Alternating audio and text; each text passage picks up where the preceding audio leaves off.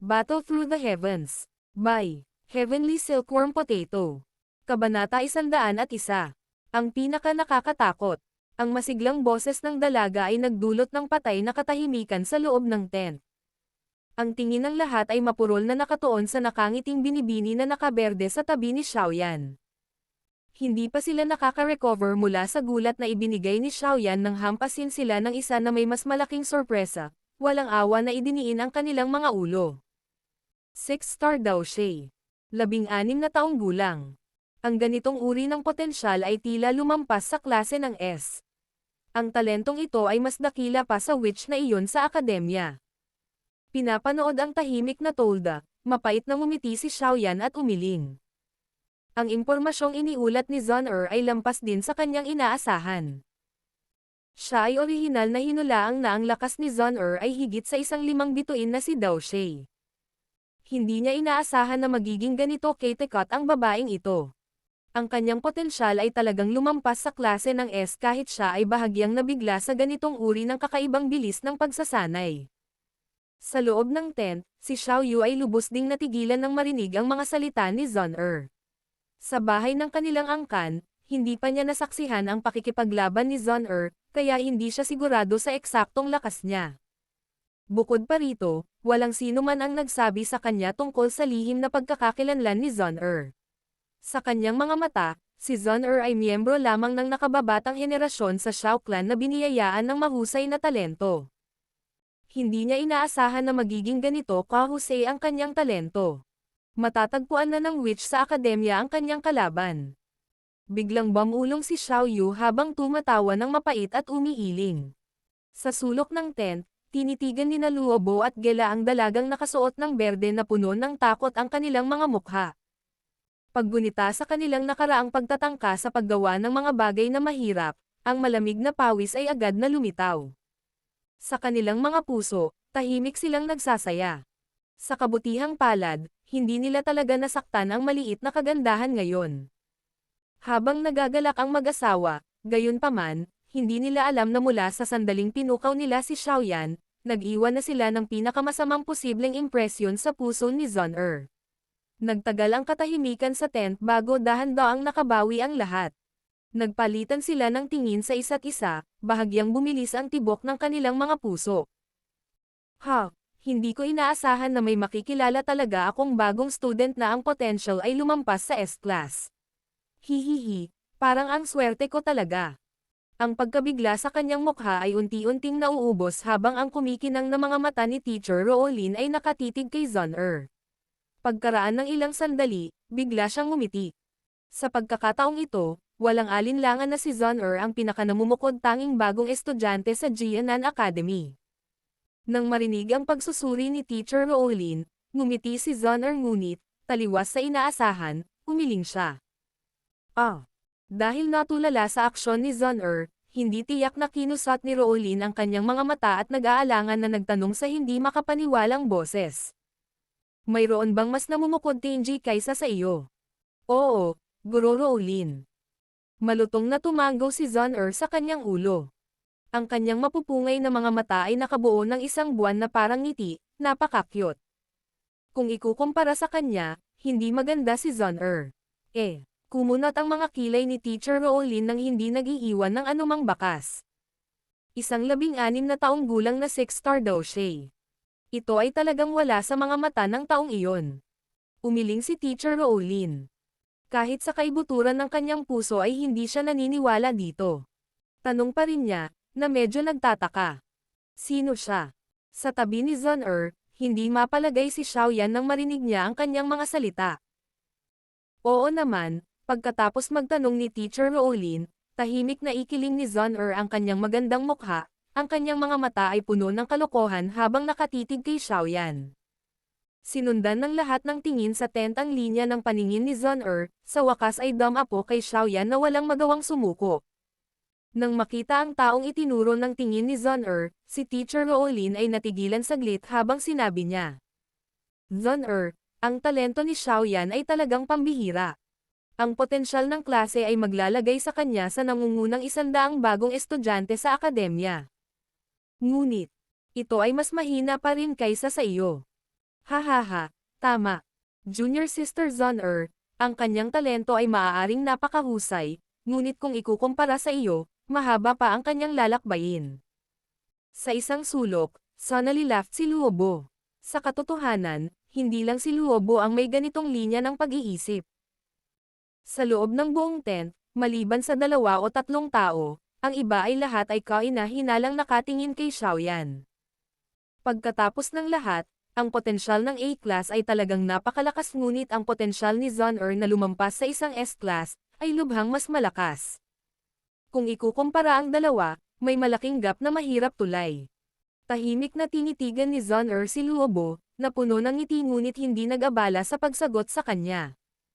Ang kanyang panlalamig ay naging dahilan para mapahiya si Luobo, na gustong magkaroon ng mas malapit na relasyon. Nang makita ang paraan ng pagtitig ni Zon-er kay Xiaoyan, pinagdikit ni Teacher Rowlin ang kanyang mga kilay. Lumipat ang kanyang nag-iisip na tingin sa mukhang walang magawa na si Xiaoyan at malumanay na sinabi. Maliban na lang kung, may tinatago si Xiaoyan. Hoy, Yuer, ano ang sinusubukan nilang gawin? Huwag mong sabihin sa akin na ito talaga ang sinabi ni Teacher at may tinatago pa si Xiaoyan. Pinagmamasdan ang sitwasyon sa tent, ang mga babaeng estudyante sa tabi ni Xiaoyu ay nagtatakang nagtanong. Hindi sumagot si Xiaoyu. Napataas ang kilay niya habang nagbabago ang ekspresyon ng mukha niya. Sa paalala ni Zon-er, bigla niyang naalala na si Xiaoyan. Tila may 3 taong agwat sa kanyang pagsasanay. Sa loob ng 3 taon na iyon, dahil sa kakaibang dahilan, ang kanyang lakas ay hindi lamang tumaas, ito ay talagang hamina at hamina. Pagkatapos sa 1.5 taon na ito, si Xiaoyan ay tila pilit na bumangon mula sa pagkakaroon ng 3 duanqi upang maging isang 4-star doujie. Kung ang isa ay hahatiin ito sa iba't ibang mga block ng oras, ang nakakatakot na bilis ng pagsasanay na ito ay isang bagay na kahit si Zon-er ay hindi makakalaban. Inaalala ang impormasyong ito na halos nakalimutan dahil sa lakas ni Xiaoyan, unti-unting nagpakawala ng malamig na buntong hininga si Xiaoyu. Ngayon lang niya talaga naintindihan kung gaano nakakakilabot ang binatang iyon na kadalasang gustong-gustong galitin siya. Hindi ito maaaring ituring na pagtatago. Ang aking sitwasyon ay isang bagay na malalaman ng lahat ng tao sa Wotan City. Dahil pinagtutuunan ng pansin ng lahat, natahimik muna si Xiaoyan bago siya nagkibit ng balikat at ngumiti. Maaari mo bang sabihin sa akin ang tungkol dito? Ang pagpapahintulot sa akademya na magkaroon ng malinaw na ideya ng potensyal ng bawat mag-aaral ay magbibigay daan sa akademya na mas mahusay na matulungan sila. Walang pinsalang nagawa. Bahagyang ibinaba ang kanyang panulat, hinawakan ni Teacher Rowlin ang kanyang mga pisngi at nakangiting pinagmasdan ang matangkad na gwapong binata. Dahil sa malumanay niyang boses ay nahihirapan ang sinumang lalaki na tumanggi sa kanya. Payagan mo akong sabihin ito. Si Senior Brother Xiaoyan ay hindi gustong ilabas ang nakaraan. Nang makita ang pag-aalinlangan sa mukha ni Xiaoyan, mabilis na sinabi ng maunawang si Zon-er. Hihihi, ganon din naman. Tumanggaw si Teacher Rowling. Ang titig na ibinigay niya kay Zon-er ay isang naghahanap. Sa karanasan ni Rowling, natural na natuklasan niya ang ilang mga pahiwatig mula sa paraan ng patuloy na pagtatangka ni Zon-er na protektahan si Xiaoyan. Mula sa paraan ng pag-arte ni Zon-er, kitang-kita na sinusubukan niyang ipagmalaki sa lahat ang isang bagay na ipinagmamalaki niya. Walang sino man ang pinayagang sirain ang bagay na ito na masinsinan niyang pinoprotektahan. Mukhang napakaswerte ng lalaking ito sa mga babae. Si Teacher Rowlin ay tumawa sa kanyang puso habang tinatamad na sumulyap kay Xiaoyan. Sa pag-abot sa yugtong ito, walang ibang pagpipilian si Xiaoyan kundi ang tumanggo. Nang makitang tumanggo si Xiaoyan, matamis na ngumiti si Zon-er. Kinunot niya ang kanyang kilay at inayos ang kanyang mga alaala bago siya dahan-daang nagsimula. Si Senior Brother Xiaoyan ay nagsimulang magsanay kay Daoqi sa edad na 4. Nakikinig sa unang pangungusap, tumanggo si Teacher Rowlin. Ang simulang sanayin ang Daoqi sa edad na 4 ay itinuturing na hindi maaga o huli. Naabot niya ang 9 na duanqi sa edad na 10. Ang mahinang boses na ipinagpatuloy ni Zon-er ay naging sanhi ng pagkagulat ng lahat ng nasa tent. Ang mga unang yugto ng pagsasanay kay Dao Jili ay napakahirap. Ito ay isang bagay na kinikilala ng lahat. Karaniwan, kung ang isang tao ay nagsimula ng pagsasanay sa Dao Chi sa edad na 4, kahit na may mas mahusay kaysa sa karaniwang talento, ang isa ay dapat na nasa 15 taong gulang bago niya maabot ang ika-9 na Duan Chi. Para sa mga mas outstanding, maaari nilang makamit ito sa edad na 13 o 14. Ang pag-abot sa ika-9 na Duan Chi sa ika-10 ay isang nakakatakot na bilis. Sa ika-11, na-promote siya bilang isang Dao Shi.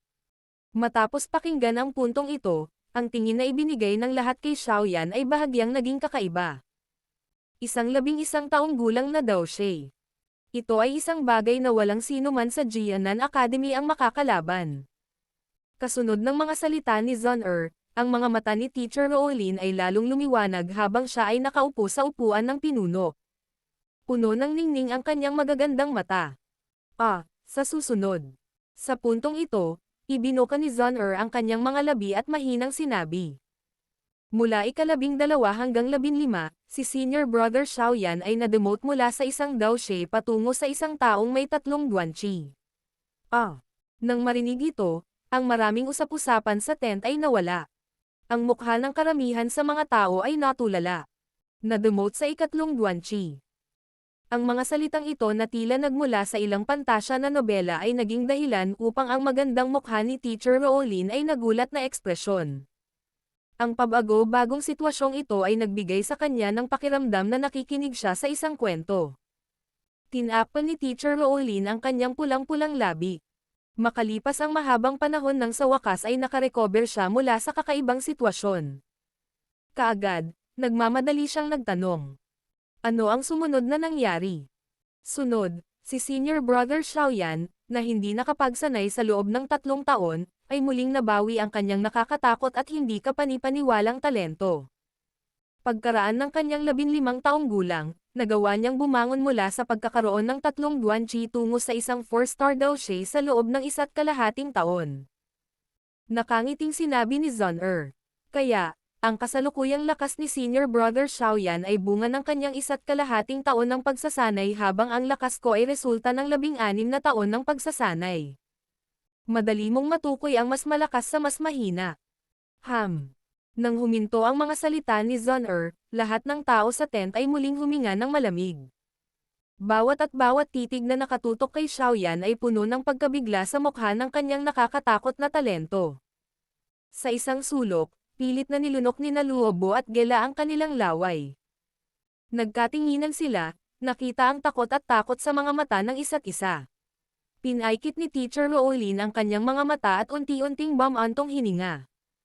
Dahan-dahan niyang iminulat ang magagandang mata at tinitigan ang binata. Sa malumanay na boses, sinabi niya.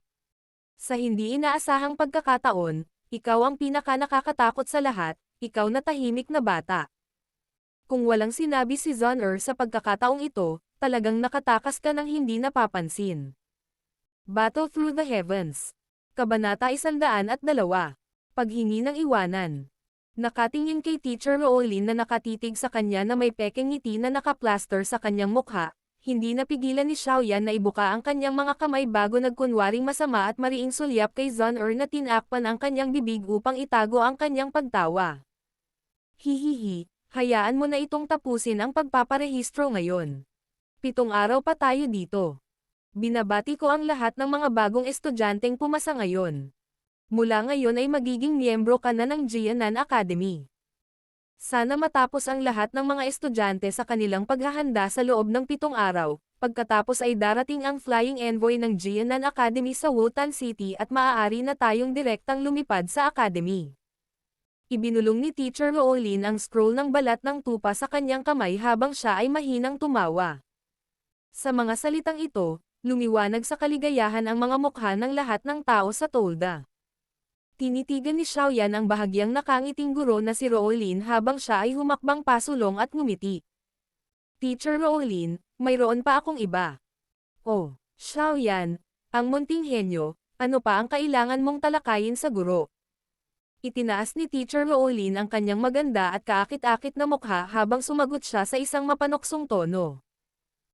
Ang awkward na palayaw ay naging dahilan ng pagpapakawala ni Xiaoyan ng isang nakakahiyang ngiti habang umiiling at nag-usisa. Iniisip ko kung hindi ko kayo masusundan sa Jianan Academy dahil mayroon pa akong mahalagang bagay na kailangan kong gawin. Guro Rowlin, posible ba akong humiling ng ilang bakasyon? Humiling ng bakasyon. Bahagyang natigilan, pinagdikit ni Teacher Rowlin ang kanyang mga kilay bago mahinang sumagot.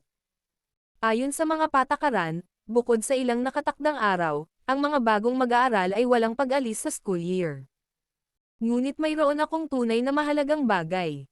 Nagkibit-balikat si Xiaoyan at idinagdag sa isang solemn na boses. Napaka-importante, hanggang sa wala na akong choice kundi pumunta. Sa tabi niya, ang maselang mukha ni Zhon'er ay naging mas madilim sa mga salita ni Xiaoyan, ang kanyang mga kamay ay nagsimulang kumalikot sa kanyang buhok. Akala niya noong una ay magiging masigla ang kanyang paglalakbay sa Jianan Academy ngunit ngayon ay biglang hamina ang kanyang sigla. Humihiling ng bakasyon. Gayon din, nabigla si Xiaoyu sa mga salita ni Xiaoyan. Tinitigan niya si Xiaoyan, hindi niya magawang maisip ang sitwasyon. Habang tinitingnan ni Teacher Rowlin ang solemn na mukha ni Xiaoyan, nagsalubong ang kanyang mga kilay. Maya-maya ay sa wakas ay malumanay siyang tumango at mahinang sinabi. Okay kung ganoon. Gaano katagal ang kailangan mo ng pahinga, kung hindi masyadong mahaba posibleng matulungan kita sa awtoridad na mayroon ako. Tumingin si Xiaoyan sa maamong mga mata ni Rowlin at biglang naramdaman ang pamumula ng kanyang mukha. Pagkatapos ng ilang sandali ng katahimikan, awkward niyang sinagot. Malamang. Mga 1 taon. Nang lumabas ang mga salitang ito sa kanyang bibig, biglang tumahimik ang buong tolda. Isa-isa, ang nagtatakang mga tingin ay mabilis na lumingon sa kabataang nakangiti ng alanganin. Mga 1 taon. Sa sandaling ito, naisip ng bawat tao na may problema sa kanilang pandinig. Kahit na nakakita na sila ng mga kahilingan para sa bakasyon bago. Humihiling ng 1 taon na bakasyon pagkatapos lamang ng pagpaparehistro. Ito ang unang pagkakataon na nangyari ito mula nang itatag ang Jianan Academy. Newer. Itong lalaking ito mula sa iyong angkan. Ay masyadong mapang-akit diba? 1 taon. Sinasadya ba niyang hindi pumunta sa Jianan Academy? Nakatitig si Zoni kay Xiaoyan, natulala, habang mabilis niyang binatukan si Xiaoyu sa isang gulat na boses. Mapait na tumawa si Xiaoyu habang umiiling, hindi rin niya maintindihan kung saan nanggagaling si Xiaoyan. Pinagtatawanan mo ba ako? Kinusat ni Teacher Rowlin ang kanyang mahahabang pilak mata dahil hindi niya alam kung matatawa o maiiyak sa sinabi ni Xiaoyan. Humihiling ng 1 taon na bakasyon. Ito ay halos 3 bahagi ng kabuoang oras na ginugol sa akademya. Walang magawang umiling si Xiaoyan at sinabing. Seryoso kong tinatalakay ang bagay na ito sa guro.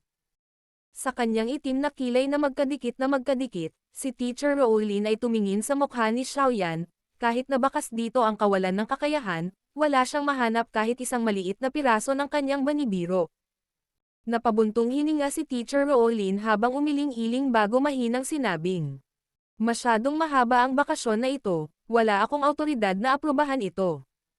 Dapat mo na lang itong talikuran, base sa iyong potensyal, tiyak na makakakuha ka ng pinakamahusay na uri ng pagsasanay mula sa akademya. Bakit mo sasayangin ang iyong oras sa halip na magbakasyon? Nang marinig ang payo ni Teacher Rowlin, si Xiaoyan ay nagpakawala ng mapait na tawa. Ito na ang pinakakonserbatibong pagtatantya. Ang walang laman na kamay ni Teacher Rowlin ay minasahe ang kanyang maliwanag at malinis na noo, tulad ng kanyang inaasahan. Ang munting bastos na ito ay nagdala na sa kanya ng napakahirap na sakit ng ulo. Pag-uudyok ng mga problema bago pa man siya opisyal na maging estudyante. Mukhang may potensyal siyang maging sakit sa ulo na estudyante. Masyadong mahaba ang bakasyon. Sa muling pag-iling, si Rowlin ay bumantong hininga, ang kanyang mga salita ay may mga implikasyon na tatanggihan niya ito. Kung hindi ako makakaalis ng 1 taon, sa palagay ko ay kailangan kong umatras. Kung may pagkakataon ako sa susunod na taon, muli akong sasali sa pagpapatala ng Jianan Academy. Kinagat ni Xiaoyan ang kanyang mga labi at masungit na sinabi sa mahinang boses. Umatras. Nang marinig ang mga salitang ito mula kay Xiaoyan, nagsimula ang kaguluhan sa tent. Sa isang tabi, si Xiaoyu ay natapakan ang kanyang mga paa sa pag-aalala. Nang makitang ginagamit ni Xiaoyan ang pag-withdraw bilang banta, sa wakas ay nagkaroon ng kaunting pagbabago sa magiliw na ekspresyon ni Teacher Rowlin. Ayaw niyang makipaghiwalay sa isang mahuhusay na estudyante na kaka-recruit pa lang niya. Matapos matitigan ng mabuti ang matigas na bata na iyon, ilang sandali pa, ang kanyang malumanay na boses ay nagsabi. Xiaoyan, hindi mo maaaring pahirapan ang guro. Masyadong mahaba ang bakasyon na hinihiling mo. May halong bahid ng pagmamakaawa, ang kombinasyon ng malumanay na boses ni Teacher Rowlin kasama ng kanyang matamis na mukha ay hamatak sa puso ng mga lalaki. Karamihan sa mga lalaki ay halos hindi kayang tanggihan siya. Marami sa mga lalaking estudyante sa loob ng tent ang hindi sinasadyang tumango pagkatapos marinig ang kanyang mga sinabi. Nang tuluyan na silang makabawi ay namula sila sa kahihiyan. Sa ilalim ng pag-atake ng maselang kagandahang ito, ang puso ni Xiaoyan ay tumitibok din ng mabilis, ngunit ang kanyang pagpipigil sa sarili ay mas malakas kaysa sa isang normal na tao. Dahan-dahang bumantong hininga, sa ilalim ng tingin ng lahat, umiling siya at same time na sinabi. Teacher Rowlin, kailangan ko itong isang taong bakasyon. Walang makakapagpabago nito. Tinitigan ni Teacher Rowlin ang binata na sumagot ng may matinding resolution, muling nakaramdam ng pananakit ng ulo, ang walang laman na kamay ay bahagyang minasahe muli ang kanyang maliwanag at malinis na noo. Ilang sandali pa, sa wakas ay medyo nagalit sa katigasan ng ulo ni Xiaoyan, bigla siyang umupo at habang nagngangalit ang kanyang mga ngipin. Mabilis siyang naglakad pasulong hanggang sa huminto siya sa harap ni Xiaoyan, galit na sinabi sa mukha nito. Ikaw maliit na bastos, hindi mo ba kayang isaalang-alang ang nararamdaman ko? Ano ang silbi ng paghingi ng ganoong mahabang bakasyon para sa iyo? Pinagmamasdan si Teacher Rowlin, na hindi inaasahang nagalit kay Xiaoyan, ang mga mukha ng lahat ay puno ng pagkabigla, pagkatapos nito ay walang magawa silang umiling. Ang bastos na ito ay maaaring magalit sa isang patay na buhay, ang pagkilala sa kanya ay talagang malas ng guro. Naalala ni Xiaoyu ang mga pagkakataong siya ay nagalit ni Xiaoyan hanggang sa natapakan niya ang kanyang mga paa sa galit. Bilang kapwa-biktima nadama niya ang damdamin ni Teacher Rowlin. Habang nakatingin si Xiaoyan kay Teacher Rowlin na nasa harapan niya, ang kanyang magandang mukha ay nabaluktot sa galit, natatawa lang siya ng alanganin. Tiyak na mayroon siyang ilang mga kasanayan sa pagudyok ng galit upang magawa ang magiliw na guro na mawala sa kanyang sarili hanggang sa puntong ito, ngunit, gagawin niya ang anumang paraan upang makakuha ng bakasyon ngayon.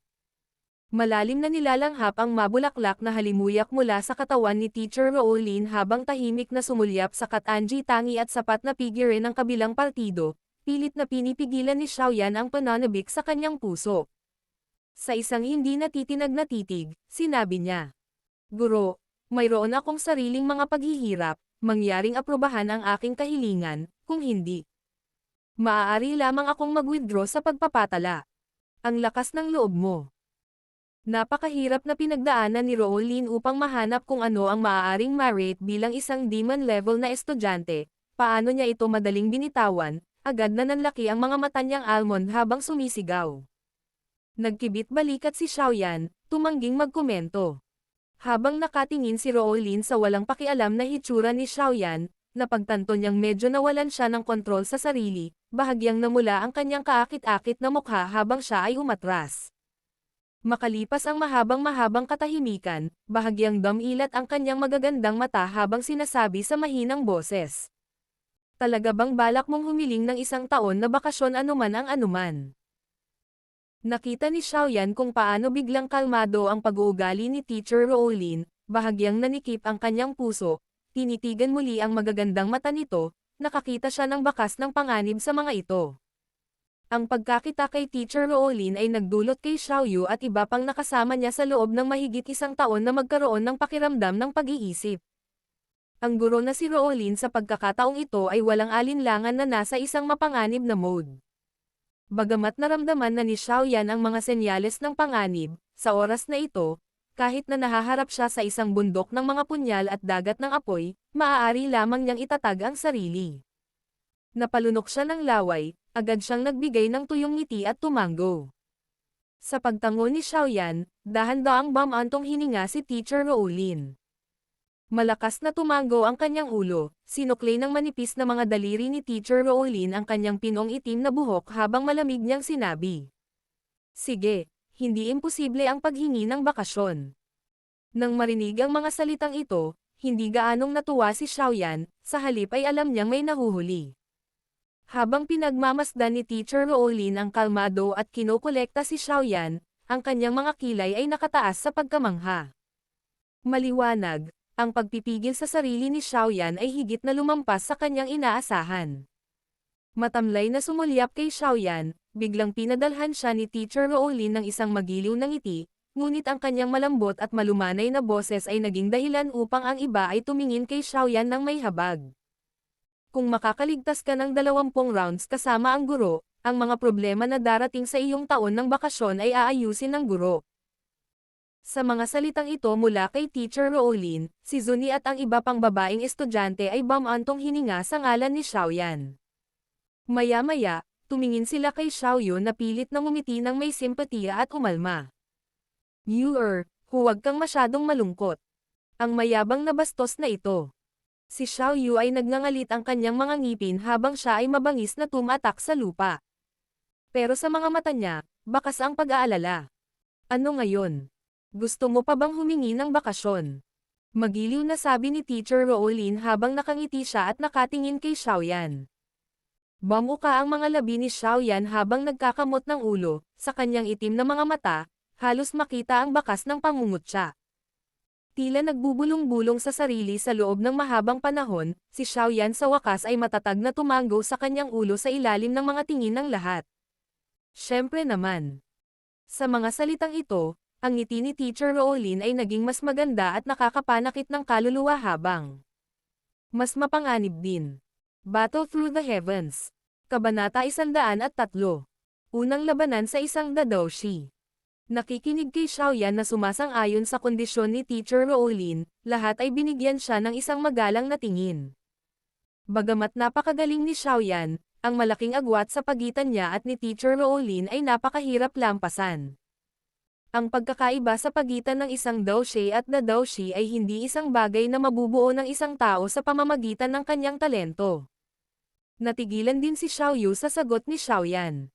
Ilang sandali pa, walang magawa siyang bumuntong hininga.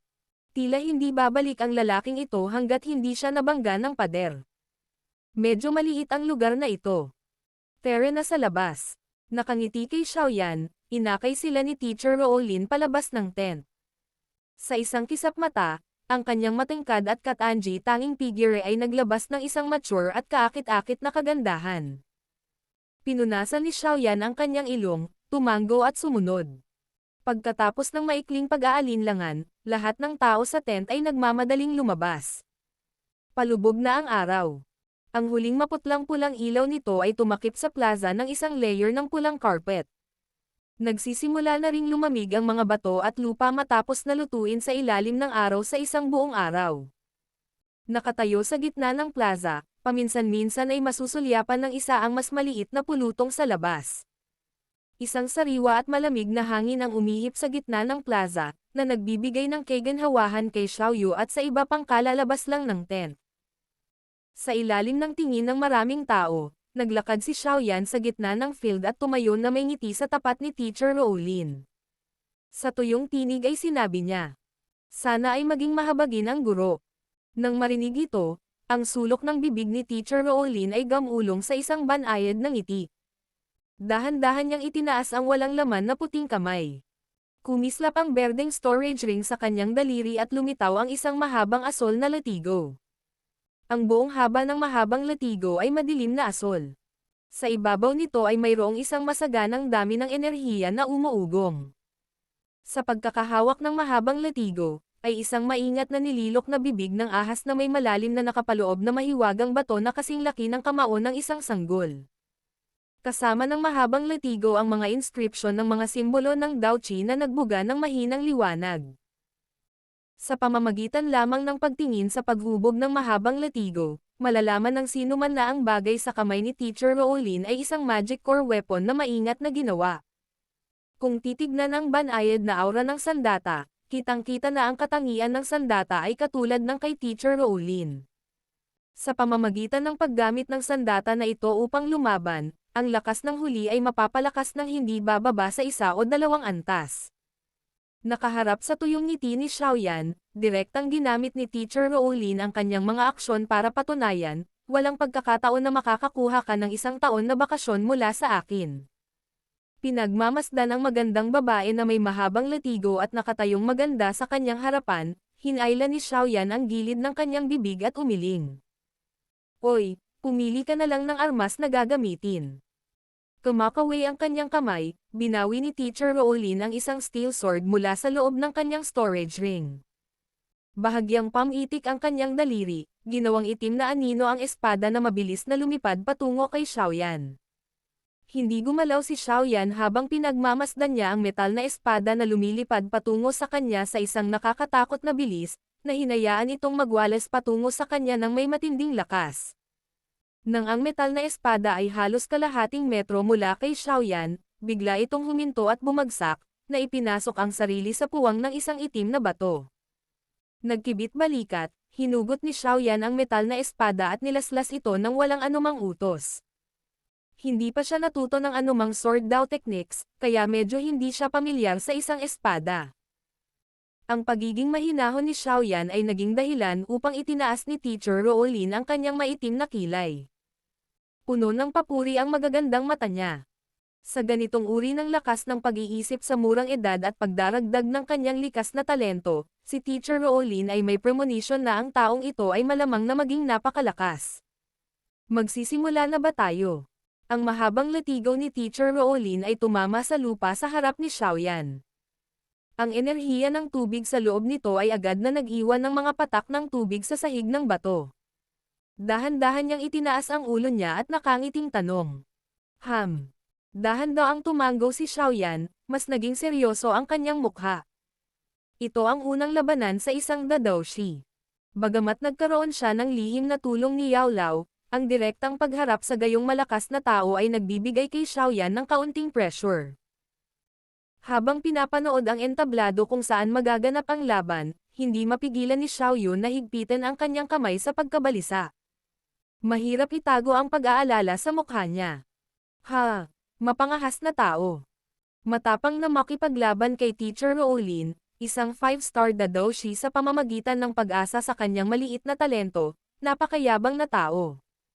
Tinitigan ang pag-aalala ni Xiaoyu, si Luobo, na orihinal na pinigilan ang kanyang sarili matapos makita ang talento ni Xiaoyan, ay dinaig ng selos at muli siyang kinutya. Anong sabi mo? Nang marinig ang mga salitang iyon, ang dating nag-aalalang si Xiaoyu ay agad na nagtuwid ng kanyang mga kilay, galit na tumalikod at humihingi. Nagsasabi lang ako ng totoo. Ang galit na ipinakita ni Xiaoyu ay walang gaanong epekto maliban sa pagtaas ng selos ni Luobo. Anong karapatan mong sumbatan siya? Naglakas loob ka pa bang makipag-away sa isang dadoushi? Ang alam mo lang gawin ay ipakita ang mapagkunwari mong ngiti. Pero kapag may nakasalubong kang magulo, ikaw ang unang nagtatago. Naiinis ako sa ganitong klase ng lalaking may dalawang mukha. Kahit mamatay ako, hinding-hindi kita magugustuhan. Ang mukha ni Xiaoyu ay lubos na malamig habang siya ay nagsasalita ng malamig. Ang kanyang walang awa at mapanghamak na mga salita ay naging dahilan upang matigilan ang mga nasa paligid nila. Sa sobrang tagal ng pagkakakilala sa kanya, hindi pa nila siya nakitang magsalita ng ganoong paraan. Ang mukha ni Luobo ay nagsalit-salit sa pagitan ng itim at puti sa isang saglit bago niya iniwas ang nanginginig niyang mga mata at tinitigan ang binata sa larangan ng digmaan. Isang nakakubli na nakal-alasong puot ang sumilay sa kanyang mga mata. Ang panunuya at malamig na boses sa labas ng larangan ng digmaan ay hindi nakaapekto sa matinding kapaligiran sa loob. Si Xiaoyan ay matamang nakatitig kay Teacher Rowling, ang kanyang katawan ay paulit-ulit na nanginginig. Alam niya na ang pag-atake ng isang dadoushi ay lalampas sa bilis, lakas at karanasan na mayroon ang mga nakasanayan niyang kalaban. Kaya naman, maaari lamang niyang ituon ang lahat ng kanyang atensyon at titigan ang bawat minutong paggalaw ng kabilang partido at subukang hulaan ang susunod na pag-atake nito. Sandaling sulyap sa kahandaang ipinakita ni Xiaoyan, si Teacher Roolin ay nagbigay ng maikling ngiti at ikan-away ang kanyang kamay. Tulad ng isang ahas na umaalis sa butas nito, ang mahabang latigo ay nag-iwan ng malabong asul na linya sa hangin bago dumiretso sa Xiaoyan. Habang ang mahabang latigo ay dumaan sa himpapawid, ang kahalumigmigan ay idinagdag sa malamig na hangin. Nang makita ang mahabang latigo na tumawid sa layo na mahigit 10 metro, nanliit ang mga mata ni Xiaoyan at dahan-dahan siyang nagpakawala ng hininga. Akmang hahampasin nito ang ulo ay bigla niyang inilipat ang katawan sa kaliwa. Ang mahabang latigo kasama ang pumutok na hangin nito, ay hamampas sa gilid ng damit ni Xiaoyan at tuluyang bumagsak ng malakas sa batong lupa. Isang malaking mantsa ng tubig ang mabilis na lumitaw sa lupa. Matapos iwasan ang pag-atake ni Teacher Roolin, ang mukha ni Xiaoyan ay lumitaw na kahanga-hanga habang siya ay humakbang ng mabigat sa lupa. Pinisil niya ang kanyang katawan, pagkatapos ay bumaril patungo kay Teacher Roolin na parang arrow na nag-iwan ng busog. Ang maikling 10 metro ay isang distansya na maaaring sakop sa isang kisap mata. Habang papasok na si Xiaoyan sa kanyang attacking distance, gayunpaman, isang malakas na puwersa ang dumating mula sa kanyang likuran. Nag-iba ang mukha ni Xiaoyan at bigla siyang sumubsob sa lupa. Isang kulay asol na anino ang dumausdas malapit sa likod ng kanyang ulo bago nagpatuloy sa paalang. Habang nakahandusay ang kanyang katawan sa lupa, malakas na hinampas ni Xiaoyan ang kanyang kamay sa lupa.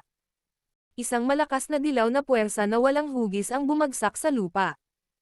Kaagad, itinulak ng counterforce ang katawan ni Xiaoyan sa ere. Sa hangin, mabilis na inikat ni Xiaoyan ang kanyang katawan. Ang metal na espada sa kanyang kamay ay humiram ng momentum mula sa kanyang pag-ikot at, pagkatapos ihagis, binaril patungo kay Teacher Roolin. Tinaga ng metal na espada ang hangin. Ang itim na figure nito ay may matalas na lakas na katulad ng pag-iilaw. Nakatitig ng walang pakialam sa metal na espada na tumatagos sa hangin, bahagyang pinitik ni Teacher Roolin ang kanyang kamay. Ang mahabang asol na latigo na hawak niya ay bumalik sa kanya at mahiwagang bumalot sa hangin upang bumuo ng isang asol na pader. Ding!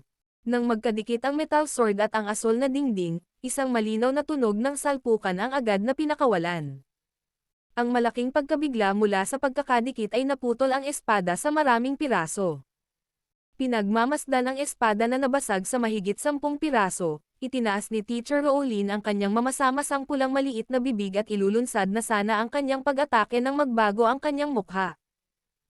Ang 10 dagdag na mga sirang piraso, sa himpapawid, ay biglang dinampot ng walang hugis na puwersa at lumipad patungo sa kinaroroonan ni Xiaoyan. Ang maliliit na piraso ng metal ay tumusok sa hangin at tumangay patungo kay Xiaoyan.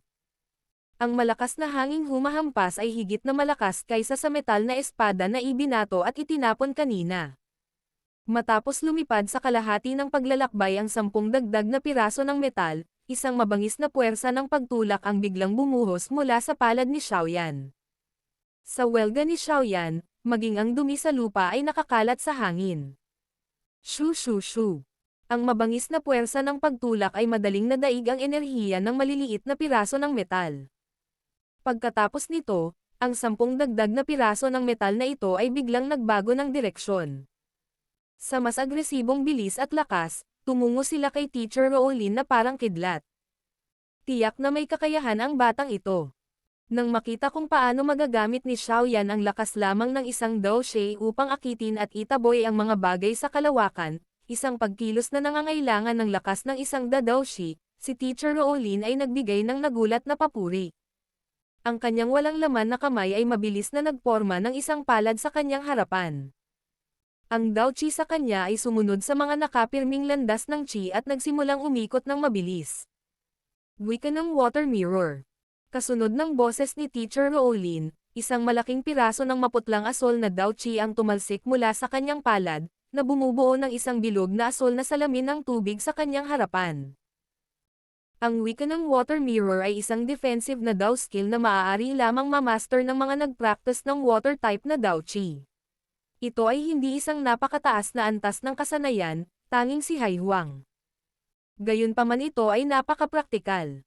Sa kontinente ng Daochi, maraming malalakas na tao na bihasa sa uri ng tubig na Daochi ang maaaring gumamit ng kanilang malakas na Daochi upang lumikha ng kakaibang salamin ng tubig na ito na may kakayahang bawasan ang lakas ng pag-atake. Ang salamin ng tubig na mahigit kalahating metro ang kapal, ay nagbuga ng parehong asul at pulang ilaw sa ilalim ng papalubog na araw. Puff! Puff! Ang 10 dagdag na piraso ng metal na tumatagos sa hangin ay nakipagdikit sa salamin ng tubig at agad na tumagos dito. Gayunpaman, pagkatapos pumasok sa loob ng salamin, ang lakas ng bawat piraso ay inalis ng agos ng tubig. Dang! Nang mawalan ng puwersa sa likod nito, ang mga piraso ng metal ay mahinang nahulog sa sahig na bato na may desperadong kalansing habang sila ay umalis sa salamin ng tubig. Battle Through the Heavens. Kabanata 104.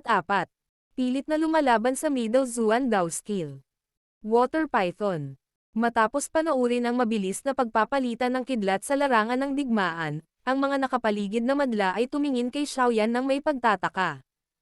Hindi nila inaasahan na ang taong ito, sa harap ng isang malakas na Dadoshi, ay maglalakas loob na magkusa at maglunsad ng sarili niyang pag-atake. Kahit na ang pag-atake ay hindi nakamit ang malaking epekto, si Xiaoyan ay hindi masyadong nasaran ng loob dito. Naunawaan niya na kung hindi siya umasa sa makikinang na kombinasyon ng vacuum hand at fire pump, natalo na sana siya ng atake ng multo na parang mahabang latigo. Dahil si Xiaoyan ay walang leveraging point sa himpapawid, ang kanyang katawan ay nagsimulang mabilis na bumaba. Nang ang kanyang katawan ay humigit kumulang 2 o 3 metro mula sa lupa, gayunpaman, ang asul na mahabang latigo na nakapatong sa lupa ay biglang tumayo na parang makamandag na ahas at umikot patungo kay Xiaoyan. Ikinulong ang kanyang palad, itinutok ni Xiaoyan ang lupa at sinipsip, na hinayaan ang pababang katawan na biglang dumapo sa lupa. Muli, hiniram ni Xiaoyan ang lakas ng vacuum hand upang makatakas ng hindi nasaktan. Nang dumampi ang mga paa ni Xiaoyan sa lupa, pilit niyang inaalis ito at muling sumugod. Sa wakas, naabot niya ang hanay ng pag-atake kung saan siya ang pinakamagaling. Si Xiaoyan ay hindi magaling gumamit ng anumang sandata, mas piniling gamitin ang kanyang katawan para makipaglaban. Sa pagkakataon ng malapit na pag-atake, ang kamao, ulo, siko, binti. Bawat bahagi ng katawan ay maaaring gawing isang nakamamatay na sandata. Hanggat mayroon siyang sapat na bilis, makakapaglabas siya ng isang bagyo tulad ng mabilis na pag-atake sa napakaikling panahon. Habang papalapit siya kay Teacher Rowlin, naging walang kibo ang mukha ni Xiaoyan. Ang kanyang kamao, siko at binti ay matulin at mabangis na hamampas ngunit sa bawat pagkakataon, ang kanyang pag-atake ay madaling napalihis. Heartbreaking palm. Rock-splitting kick. Heavy elbow strike. Sa wakas ay nakakuha ng pagkakataong maglunsad ng mabilis na pag-atake pagkatapos ng maraming pagsisikap, ipinakita ni Xiaoyan ang halos lahat ng Dao techniques na natutunan niya. Gayunpaman, wala siyang napala sa mga pag-ataking ito. Ayon sa perception ni Xiaoyan, ang Teacher Rowlin na nasa harapan niya ay tila tinakpan ang kanyang katawan ng isang layer ng cream na parang pelikula. Sa bawat pag-atake niya sa katawan nito, kakaibang dumudulas ang bahagi ng katawan nito. Ang kanyang mga pagsisikap ay tila walang bunga. Sa isa pang pag-atake, nagkataon ang tingin ni Xiaoyan sa mga mata ni Teacher Rowlin. Bahagyang nanginig ang kanyang buong katawan nang matuklasan niya ang isang mapanuksong titig sa pares ng mga mata na iyon. Sa pagtaas ng kanyang pagka-alerto, gagalaw na sana ang mga paa ni Xiaoyan nang bigla niyang napagtanto na may malagkit na puwersa sa kanyang binti, na idinikit ito sa lupa at pinipigilan siyang makagalaw. Ang biglaang hindi inaasahang pagbabago ay naging dahilan ng pagpikit ng mga mata ni Xiaoyan. Pag-angat ng kanyang mga mata, nasulyapan niya ang kalahating nakangiting mukha ni Teacher Rowlin. Dahil hindi makagalaw ang katawan, hinigpitan niya ang kamao. Gamit ang lahat ng Daochi na natitira sa kanya, itinutok niya si Teacher Rowlin at naghagis ng isang malakas na suntok. Octane Blast. Kasunod ng paputok na hiyaw sa puso ni Xiaoyan, tumalon ang mga ugat sa kanyang kamao. Sinakop ng maputlang dilaw na Daochi ang kanyang kamao. Sa wakas, Ang kamao ay nagdala ng isang malakas na hangin habang ito ay nakapatay na tumama kay Teacher Rowlin. Ang biglaang paglakas ng pag-atake ni Xiaoyan ay nagdulot ng pagtataka sa mga mata ni Teacher Rowlin. Pinaikot niya ang kanyang kamay, bumuo ng isang compact water energy cyclone sa kanyang palad bago nakipag-ugnayan sa kamao ni Xiaoyan. Bang! Isang kulog na parang tunog ang sumabog sa bakanteng plaza, na naging sanhi ng paulit-ulit na pagtitinginan ng mga manunood sa isa't isa. Nagkadikit ang kamao at ang palad ng ilang sandali bago umatras ng ilang hakbang si Teacher Rowlin. Puno ng mga ngiti ang mukha niya habang sinasabi, "Mukhang hindi ka makakakuha ng iyong bakasyon." Pagkatapos lamang ng marahas na pagyanig ng kanyang katawan ng ilang beses ay nagawang mapawi ng puting mukha na si Xiaoyan ang pagkabigla mula sa palitan. Ibinaba niya ang kanyang ulo at sinulyapan ang kanyang mga binti, doon lamang niya napagtanto na hindi niya namalayang nakapasok siya sa isang bitag ng tubig na likha ng mahabang bughaw na latigo. Hindi katakatakang hindi siya gumanti nang umatake ako. Sinusubukan niya akong akitin na pumasok sa bitag na itinakda niya. Sa pag-iisip pabalik sa nakaraang eksena, sa wakas ay naunawaan ni Xiaoyan ang motibo ni Teacher Rowlin. Sinusubukan niyang mag-isip ng isang paraan upang malabanan ang kidlat tulad ng bilis ng pag-iwas na ipinagmamalaki niya. Ang babaeng ito ay hindi magaan. Ginamit ni Xiaoyan ang lahat ng kanyang lakas at sinubukang iangat ang kanyang binti. Gayunpaman, sa kasalukuyang lakas ni Xiaoyan, paano siya makakatakas sa isang bitag na maingat na itinayo ng isang dadoshi? Hahaha, Xiaoyan. Matatapos na ang lahat. Huling round na ito. Nakangiti sa hindi regular na ekspresyon ni Xiaoyan, tumawa si Teacher Rowlin. Iniabot niya ang isang puting kamay at pinilit ang asol na mahabang latigo na pumulupot sa kanyang braso. Ang palad ni Teacher Rowlin ay mahigpit na nakahawak sa bibig ng malaking ahas sa hawakan ng latigo. Pagkatapos ay itinaas niya ang kanyang mga labi at biglang nagbuga ng isang malakas na mabangis na madilim na asol na daochi sa mahabang latigo. Ang napakalaking kulay asol na enerhiya ay patuloy na umiikot sa kalangitan, katulad ng isang water fountain. Pagkaraan ng isang segundo, ang nag-uumapo na enerhiya ay natipon sa isang higanteng ahas ng tubig na mga 3 hanggang 4 na metro ang haba. Ang ahas ng tubig ay humarap sa langit at nagpakawala ng walang tunog na dagandong. Tumulo ang malalaking patak ng tubig mula sa katawan nito, na bumasa sa buong bukid. Pagkatapos ng dagandong, ang water snake, sa ilalim ng kontrol ni Teacher Rowlin, ay nagpakita ng nakakatakot na kapangyarihan habang ito ay sumugod sa hindi kumikibo na si Xiaoyan sa napakaraming paraan. Nang mapansin ang higanteng ahas ng tubig na umiikot sa himpapawid, lahat ng nanonood ay napasigaw ng nagulat. Middle Zuan Dao Skill. Water Python. Oh my God, ginamit pa nga ni Teacher Rowlin ang teknik na ito. Mukhang nasasaktan si Xiaoyan. Gulat na bulalas ni Zoni habang umiiling. Agad niyang ibinato ang isang nakikiramay na tingin sa hindi kumikibo na si Xiaoyan. Sinisikap ng guro na ipakita sa lalaking ito kung sino ang amo. Sa kanyang masungit na ugali, kahit na si Teacher Rowlin ay mahihirapan siyang disiplinahin sa hinaharap, maliban kung syempre, siya ay binibigyan ng matinding takot. Walang magawang bumuntong hininga si Xiaoyu. Sa isang sulyap, nakikita niya ang intensyon ni Teacher Rowlin. Bagamat gumamit si Teacher Rowlin ng Middle Zuan technique, hindi masyadong nag-aalala si Xiaoyu. Alam niya na hindi talaga sasaktan ni Teacher Rowlin si Xiaoyan. Kung hindi, dahil sa kanyang lakas, ang kanyang water python technique ay hindi magkakaroon ng kaunting kapangyarihan. Bumalik sa akademya, maswerte si Xiaoyu na nasaksihan ni Teacher Rowlin ang paggamit ng water python ng buong lakas. Ang water serpent na ginawa ng daochi ay 7 o 8 metro ang haba, na higit pa sa mas maliit na bersyon na ito. Malamig na pinagmamasdan si Xiaoyan na nahulog sa malalim na problema, ang sulok ng bibig ni Luobo ay umangat sa isang nanginginig na malamig na ngiti. Sa kanyang puso, marahas niyang isinumpa si Xiaoyan na tapusin ang kanyang wakas sa ilalim ng pag-atake ni Teacher Rowlin.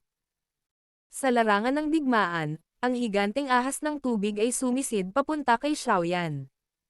Ang napakalaking presyon ng hangin ay mahigpit na dumaikit sa damit ni Xiaoyan sa kanyang katawan. Ang napakalaking puwersa mula sa itaas niya ay nagdulot kay Xiaoyan na walang magawang buntong hininga. Ang lakas ng isang Dadaoshi ay talagang nakakatakot. Ang kasalukuyang Roolin ay hindi pa nagamit ang kalahati ng kanyang lakas habang siya ay naubos na ang kanyang sarili. Unti-unting itinaas ni Xiaoyan ang kanyang ulo, hinarap ni Xiaoyan ang higanteng ahas ng tubig na tila masama sa ilalim ng paglubog ng araw. Ipinikit niya ang kanyang mga mata at mapait siyang tumawa habang bumubulong. Oh, Yao Lao, gawin mo. Ang isang Dadaoshi ay hindi isang taong makakalaban ko gamit ang aking kasalukuyang lakas. Hahaha. Munting bata. Sa wakas naiintindihan mo na ang iyong kasalukuyang lakas. Sa mata ng isang tunay na malakas na tao ay wala ka talaga. Isang hakbang ka lang sa daan patungo sa pagiging matatag. Isang mahina at may edad na boses ang tumunog sa puso ni Xiaoyan. Ito ay talagang napakalakas. Tumanggo si Xiaoyan at hinigpitan ang kanyang kamao. Ang kanyang makitid na tingin ay dumaan sa transparent water snake at tinitigan ang nakangiting magiliw na dilag na nakatayo sa di kalayuan. Ngunit naniniwala ako na magiging mas malakas ako kaysa sa kanya sa hinaharap. Boom! Ang higanteng ahas ay nasa itaas lamang ng ulo ni Xiaoyan. Sa wakas, mabangis itong sumabog sa katawan ni Xiaoyan. Nanginginig ang lupa at bumubulwak ang tubig sa langit. Pinagmamasdan ang lokasyon kung saan halos itago ng tabing ng tubig ang lahat sa paningin, ngumiti si Teacher Roolin. Kung isasaalang-alang ang lakas na ginamit niya, sapat na ang pag-ataking ito para bahagya na matamba si Xiaoyan. Pakisuyong dalhin siya sa labas. Ang pagbababad sa tubig ng masyadong matagal ay hindi mabuti para sa. Tinagilid ni Teacher Roolin ang kanyang ulo at sinabi kay Xiaoyu. Pero bago niya natapos ang sasabihin niya, biglang nagbago ang mukha niya. Unti-unti niyang ibinaling ang kanyang ulo at tinitigan ang tubig na puno ng tubig kasama ng kanyang mga magagandang mata. Isang mahinang ulap ang tumagos sa buong maliit na plaza. Mababang mga yabag ang maririnig mula sa loob ng ambon habang dahan-daang lumabas ang matangkad na figure ng binata. Sa wakas, huminto siya sa gitna ng plaza at pinagmasdan ang nagtatakang mukha ni Teacher Roolin. Hinaplos ng binata ang kanyang ulo at tumawa. Teacher Roolin, pasensya na. Mukhang hindi ka makakatakas sa isang taong bakasyon ko na ito. Nang makita ang nakangiting mukha ng binata na nakatayo sa ilalim ng ulap, ang mukha ng lahat ay nakarehistro ng malaking pagkagulat. Pinagmamasdan si Xiaoyan na ang damit ay hindi man lang basa kahit na nakatayo sa ilalim ng tabing ng tubig. Ang pagkagulat sa mukha ni Teacher Roolin ay unti-unting nawala.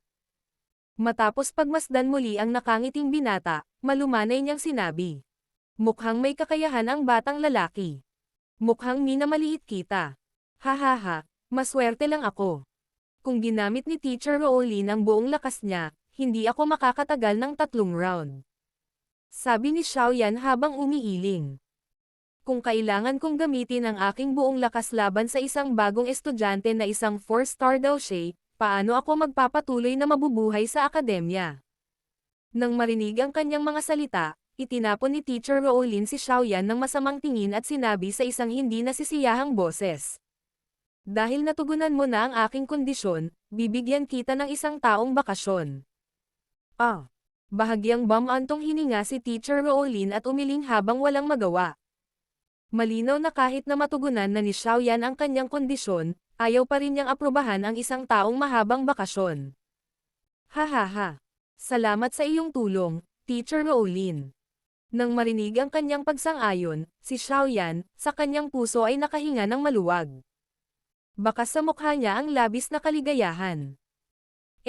Ang ibang tao ay sabik na gustong gumugol ng mas maraming oras sa academy, ngunit ikaw, pambihirang maliit, gusto mong magpahinga ng ganoon katagal. Alam mo talaga kung paano bigyan ng sakit ng ulo ang mga tao. Pagkatapos bumalik sa akademya, magiging abala ako sa pag-aayos ng iyong problema sa bakasyon ng matagal. Mapait na ngumiti si Teacher Roolin habang pinagmamasdan ang excited na ugali ni Xiaoyan. Si Xiaoyan ay nagbigay ng nahihiyang ngiti ngunit nanatili siyang tahimik.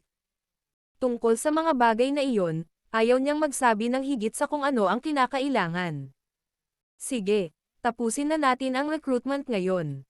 Sa susunod na 7 araw, magpapatuloy tayo sa lungsod sa pagre-recruit ng mga bagong estudyante.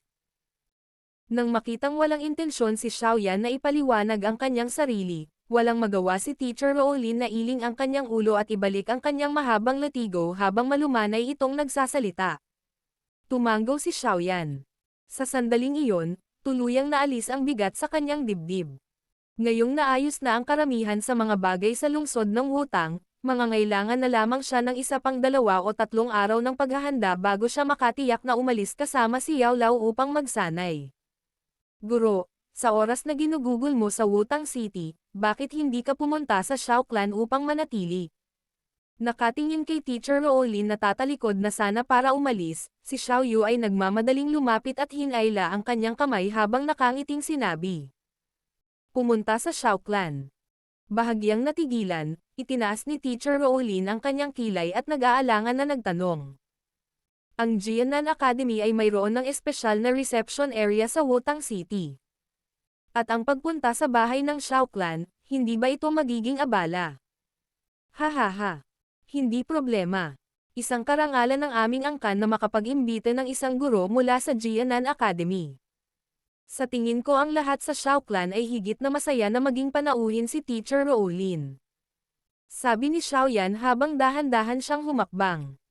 Bilang isang kilalang akademya sa kontinente ng Daoqi, napakahusay ng impluwensya ng Jianan Academy sa imperyo ng Jia Maria. Kung ikukumpara ang lakas at kakayahan, kahit ang Primer Auction House ay malayo sa kanila. Bilang isang napakalakas na kapangyarihan, ang Jianan Academy ay nagpatibay ng isang mapagpakumbaba na saloobin sa maliliit na lokal na puwersa sa Wutan City. Dahil sa salubing ito, ang recruitment party sa paglipas ng mga taon ay nagkaroon ng kaunting pakikipag-ugnayan sa iba't ibang puwersa sa Wutan City, lalo na ang pagtanggap ng imbitasyon na manatili sa bahay ng isang clan. Sa ganitong mga kalagayan, alam din ng iba't ibang puwersa sa lungsod ang kanilang mga limitasyon. Naiintindihan nila ang agwat sa pagitan nila. Maaasahan ba ng mahihina na ang malalakas ay magiging magalang sa kanila? Sa ganoong pag-iisip na naroroon, wala sa iba't ibang puwersa sa Wutan City ang nabaliw para maipagmalaki ang kanilang magandang intensyon. Kaya naman, pagdating sa recruitment party mula sa Jianan Academy, nanatili silang magalang sa malayo. Hindi sila nang ahas na masaktan at hindi rin kumapal ang kanilang balat at sinubukang bumuo ng isang relasyon baka sila ay maging isang pangungutya. Matapos manirahan sa Wutang City sa loob ng mahigit 10 taon, natural na naunawaan ni Xiaoyan kung anong uri ng aloof force ang recruitment party ng Jianan Academy. Kung maaari niyang hayaan si Teacher Rowlin na manatili sa tahanan ng Shao Clan, muli nitong maitataas ang impluwensya ng Shao Clan sa Wutan City hanggang sa hindi ito mas mahina kaysa sa Primer Auction House.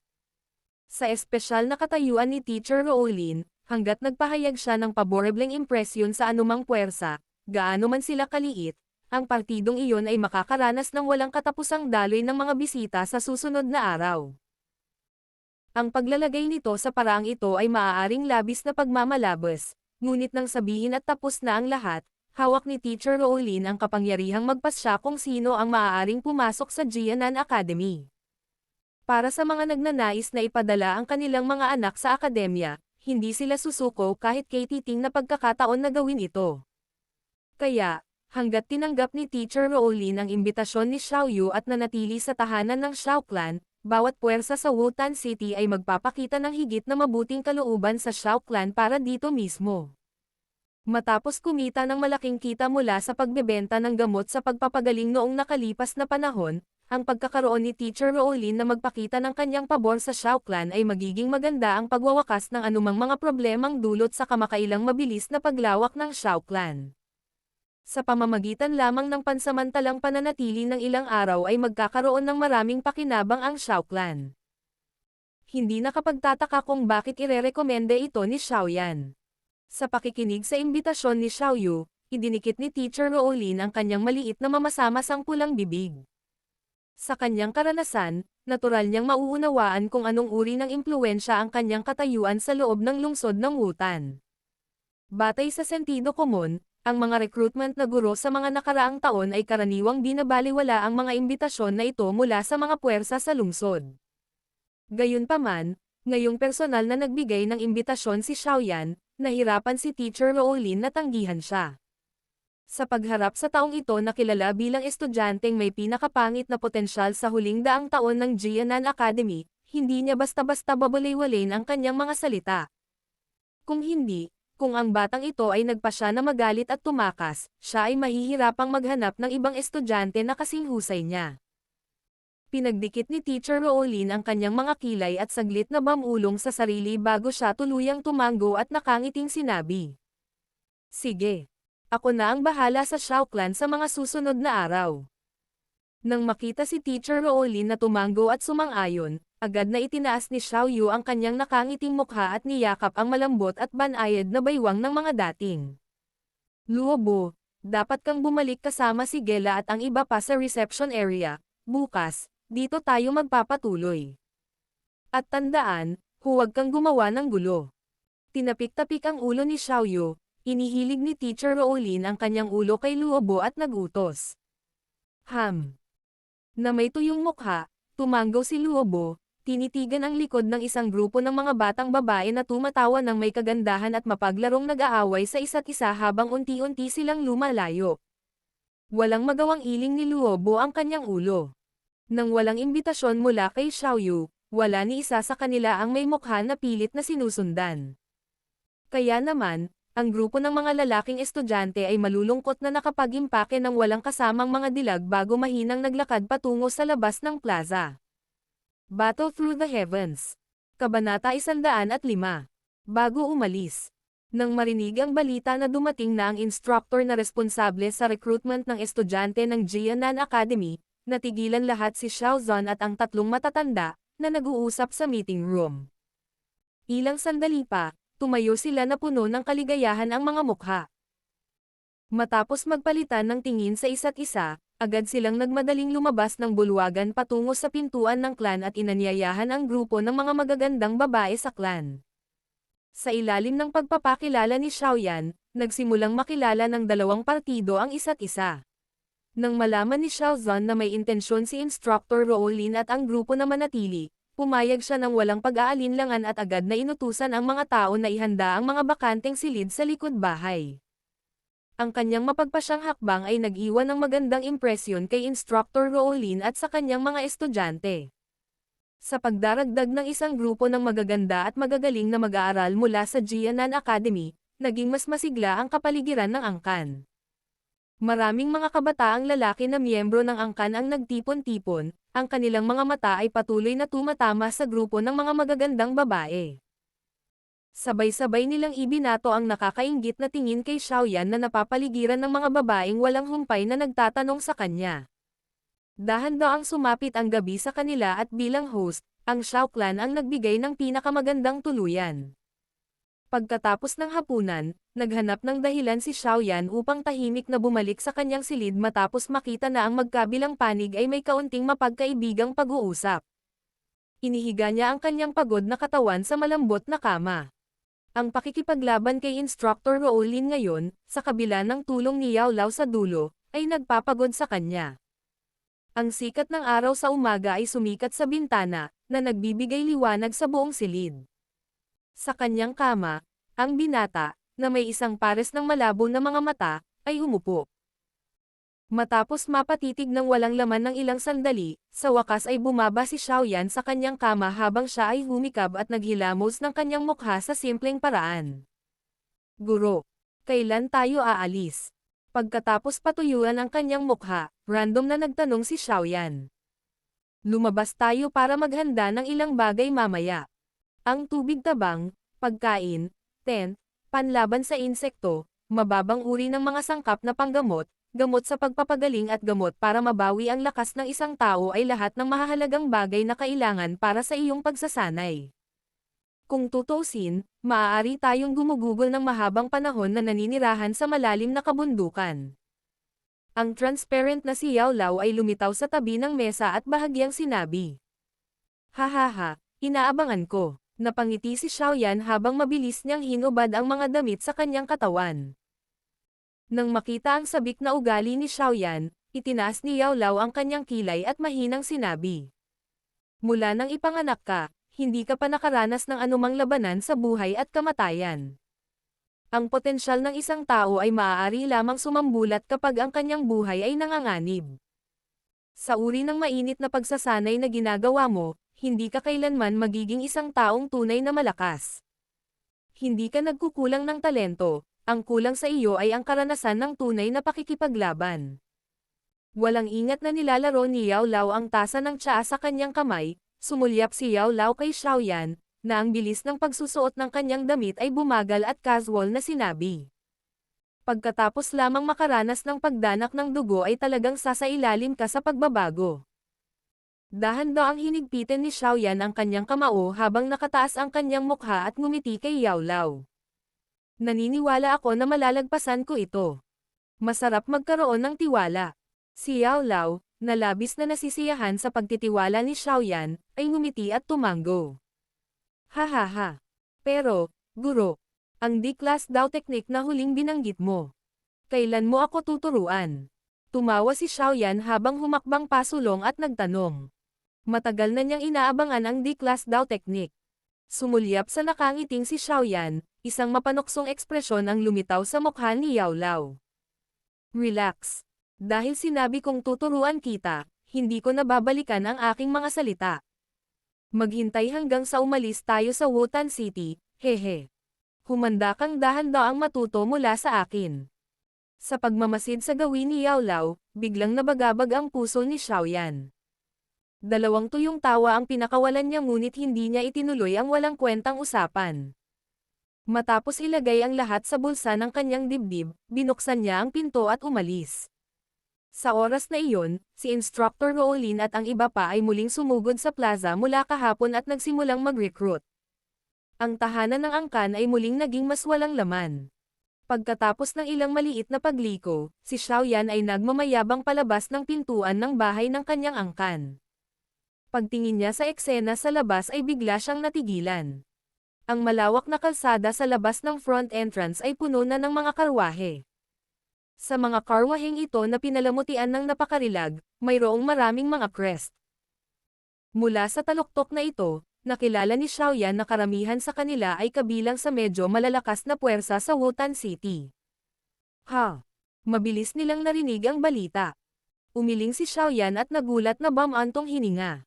Muli, pinahahalagahan ni Xiaoyan ang napakalaking impluwensya ng Jianan Academy Student Recruitment Party sa Wotan City.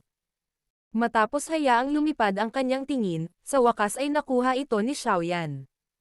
Hindi niya pinansin ang mga taong ito habang nilalapad niya ang kanyang mga yabag at dir-diretsyong naglakad. Naglalakad sa kalsada na naging masigla dahil sa pagre-recruit ng estudyante ng Jianan Academy, dahan-daang naglakad si Xiaoyan patungo sa auction house sa gitna ng lungsod.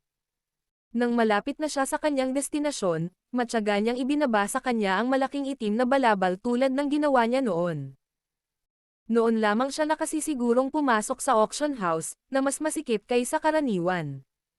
Si Yafei ay matikas na nakaupo sa isang upuan na ang kanyang kanang paa ay nakakross sa kanyang kaliwa, na nagpapakita ng isang kaakit-akit na kaputian sa ibaba ng kanyang mahabang damit. Sa sandaling iyon, si Yafei ay may hawak na mahabang scroll ng papel sa kanyang kamay. Matagal bago niya natapos ang listahan ng mga sangkap. Isang nagulat na ekspresyon ang lumitaw sa kanyang nakakaakit na mukha. Itinaas niya ang kanyang ulo, tinitigan niya ang itim na nakabalabal na lalaki sa tabi niya at nagtanong sa gulat na boses. Junior Brother Xiaoyan, bakit naglista ka ng napakaraming bagay na kailangan para mabuhay sa labas?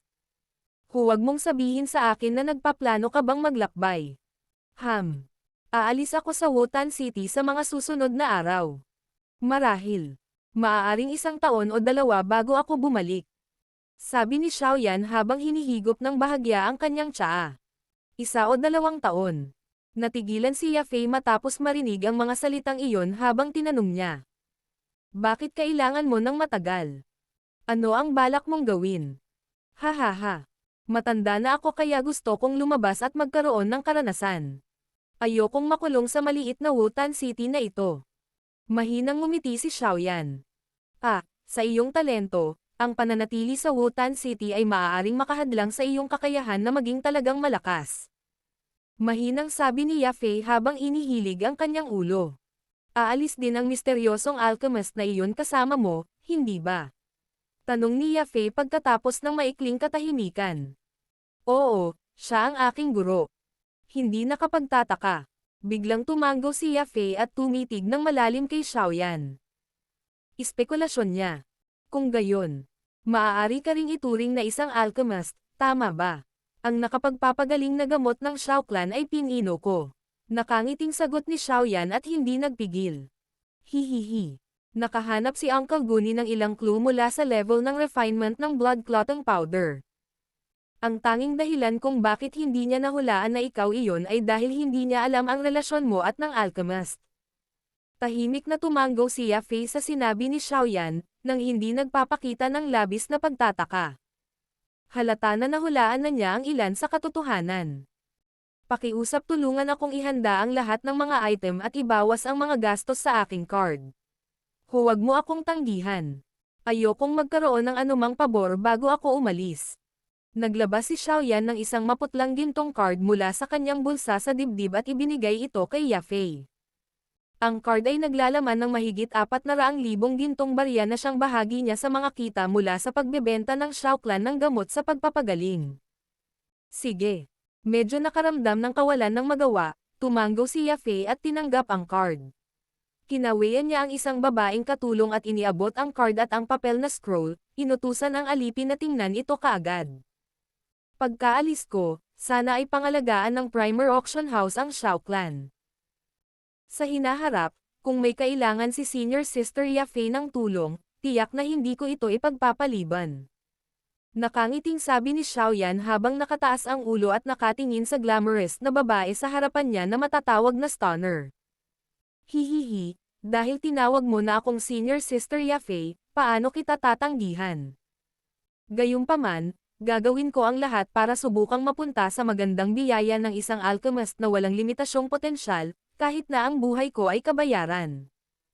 Ang paraan ng pakikitungo ni Xiaoyan sa kanya, na puno ng higit na katapatan, ay naging sanhi ng magandang mahahabang singkit na mga mata ni Yafei na kumukat sa isang kaakit-akit na anggulo. Hinawakan ng kamay nito ang mabangong pisngi habang nakatitig sa gilid ng mukha ng binata na hindi natatago ng itim na balabal habang nanginginig ang mga mata nito. Isang mahinang kaakit-akit na pangakit ang bumungad sa kanyang nakakabighaning mature na mukha. Isang pamamanhid na tunog na puno ng tukso ang naging sanhi ng panginginig ng puso ni Xiaoyan. Agad naman siyang umiling. Ang babaeng ito ay isang natural na stunner na idinisenyo upang akitin ang mga lalaki.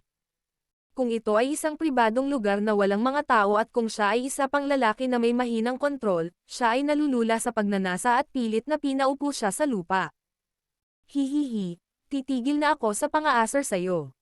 Ang bahagyang nagmamadaling hininga sa ilalim ng itim na balabal ay naging sanhi ng mamasa-masang mapupulang labi ni Yafei na kumulot sa isang matagumpay na ngiti. Gustong-gusto niya ang dahilan kung bakit ang hayagang kalmadong binata na ito ay magpakita ng kahihiyan na dapat nasa harap niya ng isang kaidag niya. Junior Brother Xiaoyan, inaasahan kong makita kung anong uri ng lakas ang makakamit mo kapag muli kang bumalik sa Wutan City. Mahinang sabi ni Yafei habang nawala ang kanyang kaakit-akit na ngiti sa kanyang mukha. Inaasahan ko rin ito. Nakangiting itinaas ni Xiaoyan ang kanyang ulo at tinitigan ang babaeng katulong na nagmamadaling patungo sa kanya mula sa labas ng kurtina. Unti-unti siyang umupo, iwinagayway ang kanyang kamay at sinabing, "Aalis na ako. Malamang ito na ang huling pagkakataon na pupunta ako rito bago ako umalis." Matikas na tumayo, magandang tumayo si Yafei sa harap ni Xiaoyan habang pinagmamasdan ang binatang ito na nakasama niya sa nakalipas na 1 hanggang 2 taon. Bagamat karamihan sa kanilang relasyon ay kinalkula sa pamamagitan ng negosyo, may isa pang uri ng pagmamahal si Yafei para sa medyo nakababatang mukhang walang malasakit na binata. Ang pag-ibig na ito ay hindi sa isang lalaki at isang babae. Sa halip, ito ay medyo tulad ng pakiramdam sa pagitan ng isang kapatid na lalaki at babae. Inabot ang kanyang kamay, tinapik ni Yafei ang mga balikat ni Xiaoyan.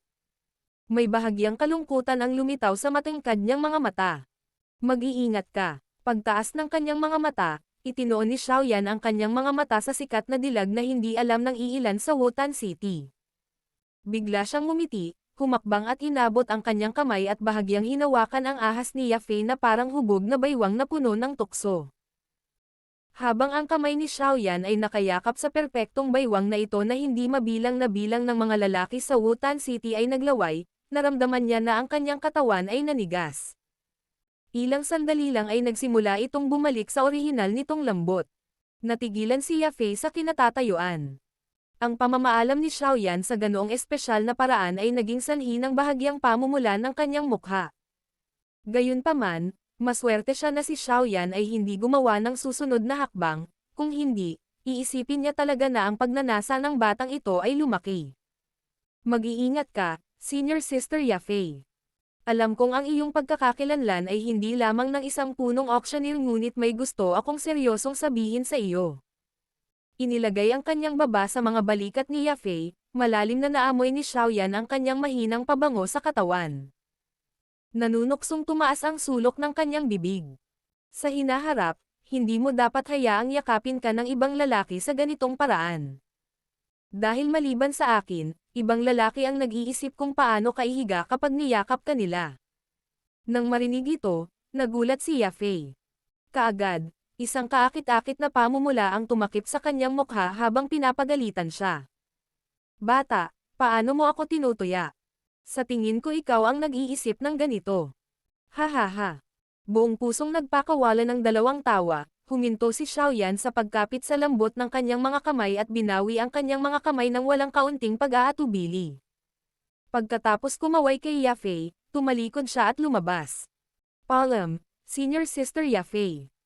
Magkita-kita tayo sa loob ng isang taon. Mahina na tumatawa, naglakad si Xiaoyan sa pintuan kung saan nakatayo ang babaeng katulong, na lubos na nabigla sa pagsaksi sa matalik na pagkilos ni Xiaoyan kay Yafei. Nakangiting kinuha niya ang kanyang golden card at dalawang maliit na storage ring mula sa silver plate. Matapos sabihin ang kanyang pasasalamat, lumabas siya ng auction house nang walang pabalik-balik na sulyap. Pagkatapos lamang na makita ang likod ni Xiaoyan na unti-unting nawawala sa isang sulok ay unti-unting nawala ang pamumula sa mukha ni Yafei. Hinaplos niya ang lugar sa kanyang baywang na hinawakan ni Xiaoyan, nakaramdam ng bahagyang natitira na init, isang kakaibang pakiramdam na naging sanhi ng paghina ng lakas sa mga binti ni Yafei. Isang batang lalaki na naglalaan ng kanyang mga hangarin. Pero, inaasahan ko talaga ang araw ng iyong pagbabalik. Ayoko talagang mawala ng magandang kasosyo sa negosyo. Isa pa, nagtataka talaga akong makita kung gaano kataas ang makukuha mo kapag bumalik ka.